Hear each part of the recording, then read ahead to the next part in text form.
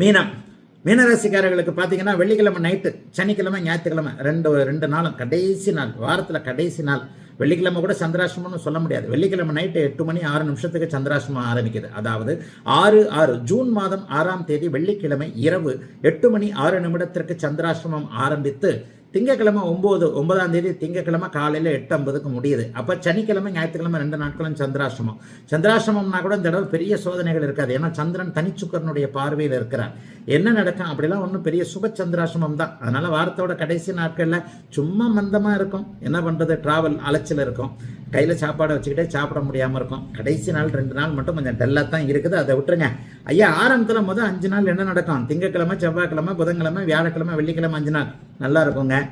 கேந்திரத்தில் தான் குருநாதர் இருக்கிறார். உங்களுடைய குருநாதர் யார்? உங்கள் ராசிநாதன் ஐயா குரு பகவான் இருக்கிறார். 4, 7 புதன் அங்கே சுபத்துவமாக இருப்பது அம்மா வழி சொந்தங்களில் இது வரைக்கும் இருந்து வந்த கருத்து வேற்றுமை விலகும் என்பதை காட்டுகிறது. தாய்க்கு நல்லா இருக்குன்றதை காட்டுது. அம்மா பேரில் அம்மாவில் இருக்கிற சொத்துக்களை வச்சு தொழில் பண்ணுறவங்க நல்லா இருக்குங்கன்னு காட்டுது.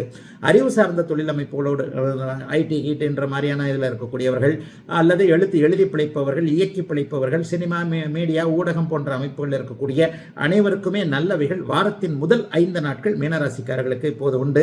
ஜென்மச்சனி கொஞ்சம் இப்படித்தான் இருக்கும். அதுவும் குறிப்பாக 30-40 வயசுகளில் இருக்கிறவங்களுக்கு கடுமையான மன உளைச்சல் இருக்கும். உத்திரட்டாதி நட்சத்திரத்திலே இப்போ போய்கிட்டு இருக்கிறாரு. புரட்டாதி 4ஆம் மாதமும் உத்திரட்டாதி 1, 2 ஆகிய இந்த 3 பாதக்காரர்களுக்கும் என்ன செய்வது ஏது செய்வதுன்ற மாதிரியான ஒரு மாதிரியாக இருக்கும். சரியாக தானே வண்டி போய்கிட்டு இருந்தது, இப்போ கொஞ்சமாக இடிக்குதே என்கின்ற ஜோதிடத்தை நம்பக்கூடிய அமைப்புகள் இப்போது உத்திரட்டாதி நட்சத்திரக்காரர்களுக்கும் புரட்டாதி நட்சத்திரக்காரர்களுக்கும் வந்துகிட்டு இருக்கு.